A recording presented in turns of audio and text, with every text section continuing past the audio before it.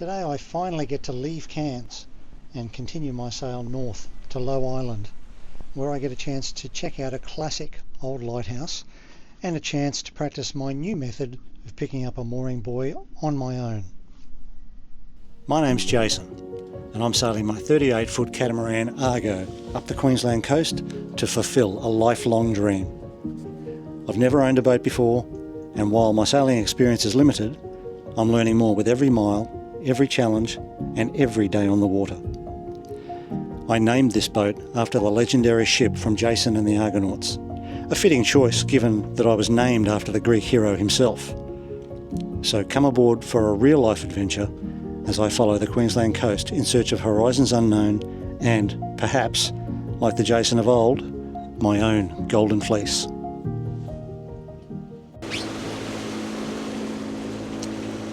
Well, I'm leaving Cairns at long last.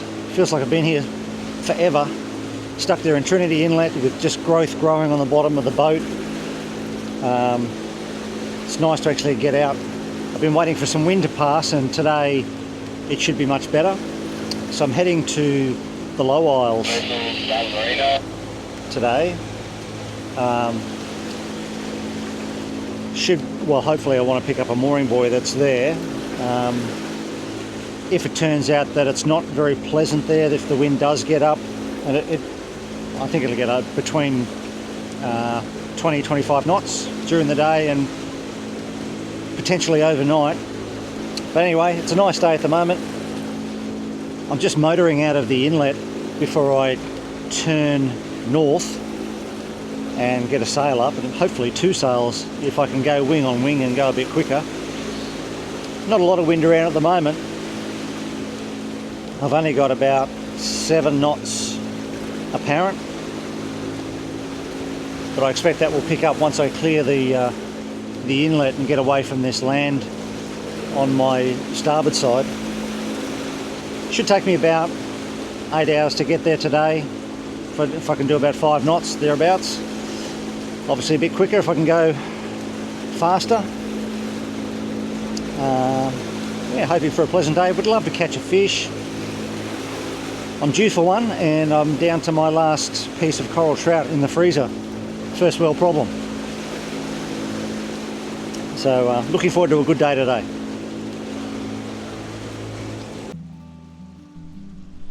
Yeah, my apologies for my dress sense here. It's a terrible look when you actually see yourself on video wearing that stuff, but surprisingly it was cold in Cairns this time of year. So Ugg boots were the order of the day.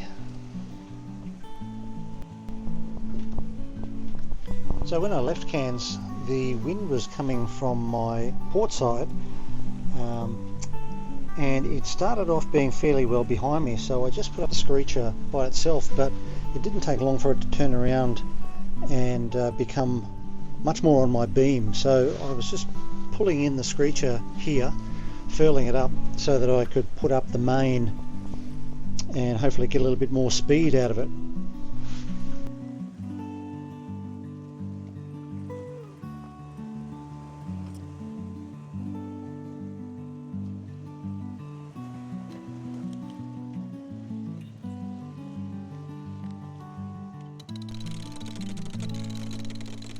I'm just winding on the topping lift here to raise the boom up a little bit higher so that when I put the main up, there's no extra tension. When it gets right to the top, I don't want the winch trying to lift up the boom. I want it to be a bit loose at the bottom so that when it is all the way up, I can actually release the topping lift and allow the sail then to take the full weight of the boom. Now I'm just pulling through the reefing line to a predetermined point which is marked on the line so that when I put the sail up, it'll be in the correct spot for the first reef.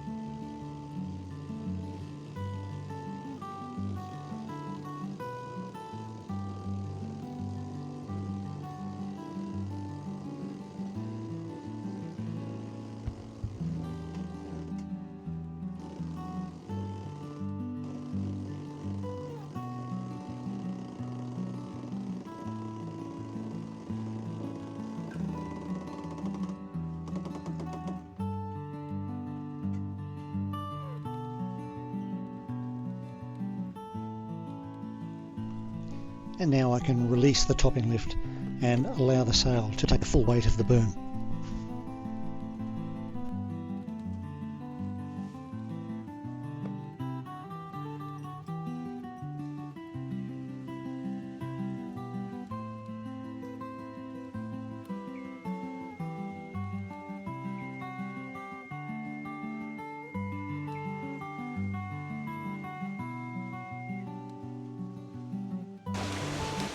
Alright, so we've got one reef in the main just for the predicted upshot of wind that should come later. Save me doing it then, and we really don't lose much speed using that reef. And the screecher is out as well, up the front there. We've only got 11 knots of breeze apparent at the moment, and we're getting along at high 4s, almost 5, which I'm happy enough with. We should continue to gradually increase as we get away from the mainland, and this is our track that we're following. Pretty much a straight, well, it is a straight line, straight up to Low Island, or the Low Isles. I'll just come in behind there. There's a couple of mooring buoys in behind there, which would be great to pick up. Estimated time of arrival at this speed will be about 3 p.m, which I'd be happy with. I should only increase speed from here with any luck.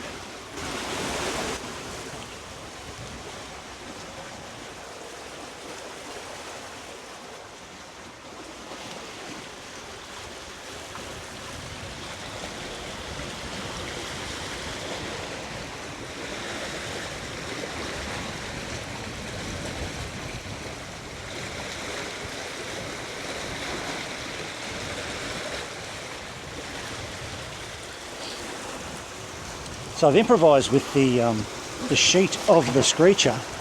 It's out on our starboard side, and I normally use this starboard winch to put it on, but it's just not gripping very well. There's some play in that winch, which is stopping the sheet from gripping in those jaws the way that it should. I need to have a look at that, but in the meantime, instead of putting it on there, I've run it all the way across. I could have put it on this one. No, I couldn't, because that's the main sheet. So I put it on this one on the port side all the way across there, which is actually easier because when I put it out and bring it in, the furler for the screecher is just there, the green line. So I need to handle both of those at the same time, and it'll actually work better to put it on this winch, and that might be something I just continue to do in the future.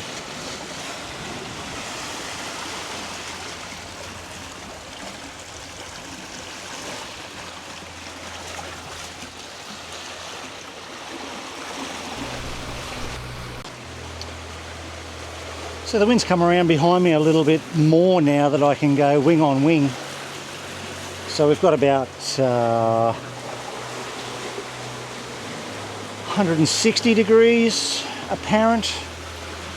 Anything over about 150 I can do this, where essentially I've got to fly the screecher on the incorrect side and use the genoa on the other side to feed that wind into the screecher to keep it inflated, and it stays out pretty well, and it picks our speed up a little bit. So that's how it looks out front. It's very calm. Occasionally the screecher will collapse, but usually re-inflate fairly quickly. If the wind stays at this angle, I'll be very happy. Looking at our numbers, so I've only got apparent wind speed at the moment, which is 5s and 6s, and we're doing 5. So pretty happy with that. And as always, downwind sailing is just relaxing. It's very nice. No obstacles in our way. All the way to the destination, which is there, which is about 18 miles away. We'll be there just after 2 o'clock if we can stick on this speed. That'll suit me very nicely.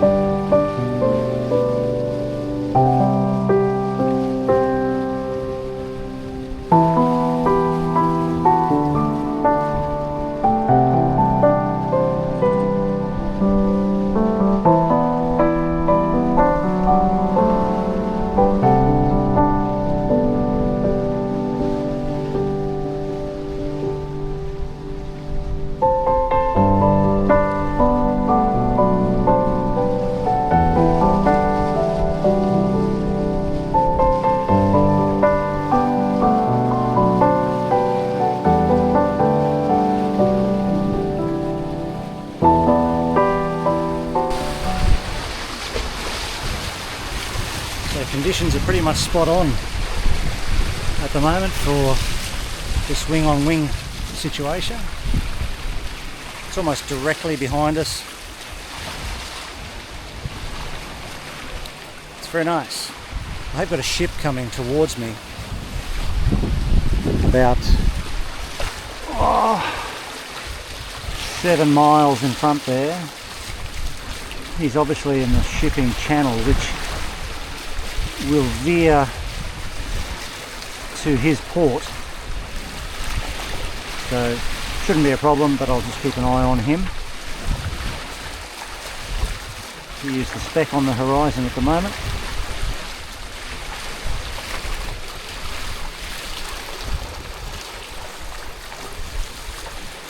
Just getting along at a bit over 5 knots.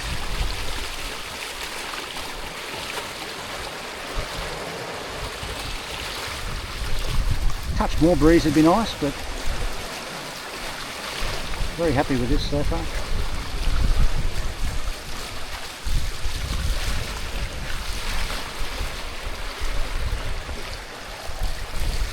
It's nice to have some placid, sunny days for a change.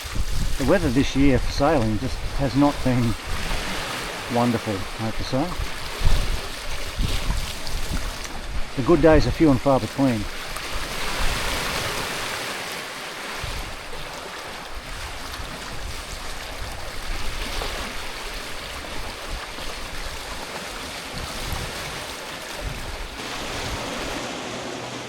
I've got 2 lines out the back hoping for a fish. These are the hand lines I've got.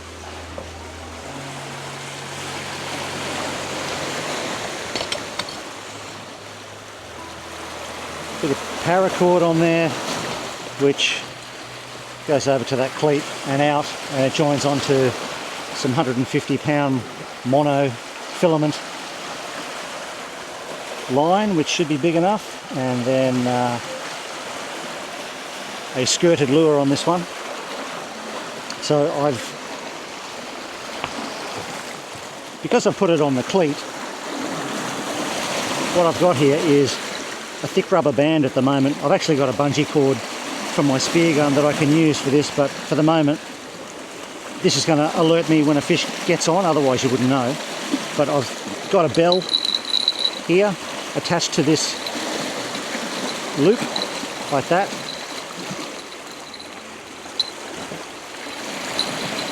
and if that rubber band pulls hard or breaks, it can break, it doesn't matter because the cleat will catch it. The bell will wiggle, it'll alert me, and I will reel in the fish. In theory, And basically the same setup on the other side.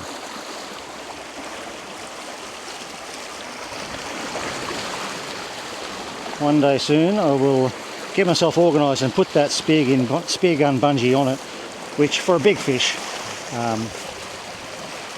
will accommodate it no problem.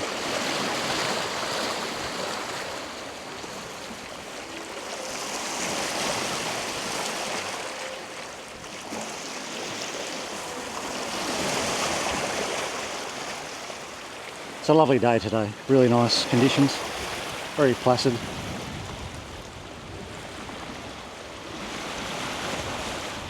Which is what you want. Certainly what I want. This being my first leg out of Cairns doing it solo. Nice to get a confidence booster in with a good sail in good conditions.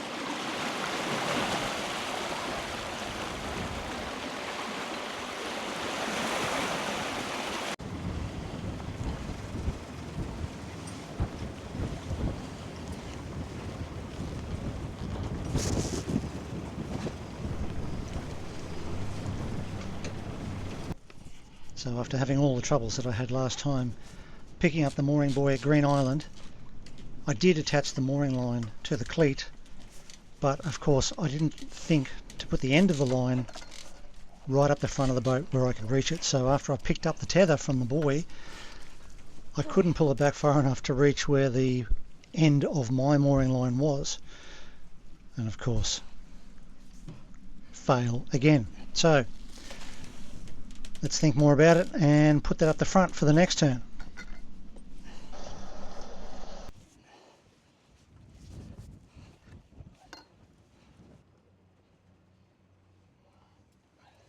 Go. Once again I had a crosswind pushing the bow of the boat off to the side very quickly, but I was able to grab onto that tether from the mooring and yank it through, and having that mooring line right there so I could feed it through the end of the loop and then pull it back onto the cleat, which secures it, and then I can take my time to readjust as I need to.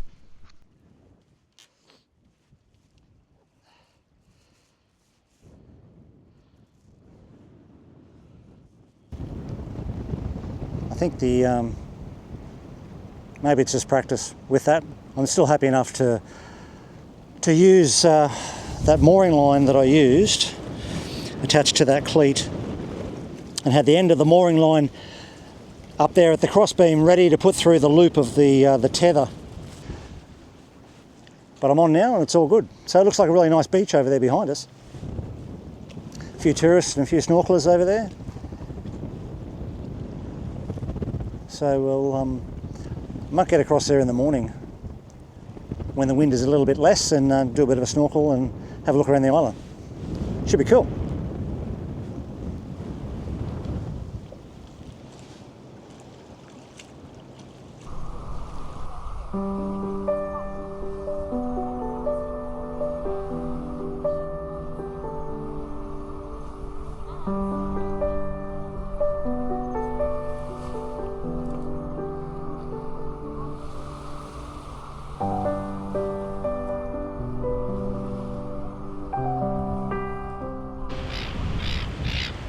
And in stark contrast, this is the other side of Low Island where it's blowing a healthy breeze.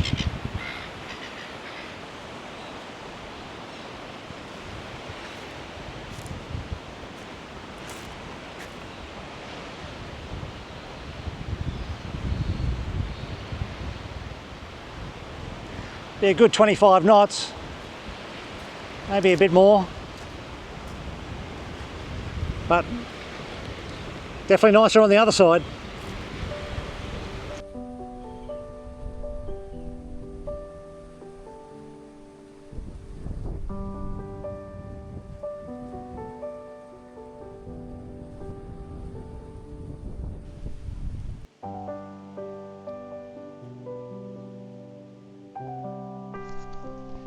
I don't know who maintains these walking tracks, but he or she deserves a raise because they are just immaculate. There is just not a leaf on them. They look like they've just been built. The path is only quite short, and it leads to this beautiful heritage listed lighthouse that was built in 1878. It's a classic design, and it was the 10th lighthouse commissioned by the Queensland government. It still operates today. That's just the sort of trail walk I like. Short. It'd only be 200 metres. Just a U shape, in one side, out the other. And there's Argo, sitting out there, looking beautiful. Not a breath of wind here, but it's bloody windy around the corner. As soon as you get out on the windward side,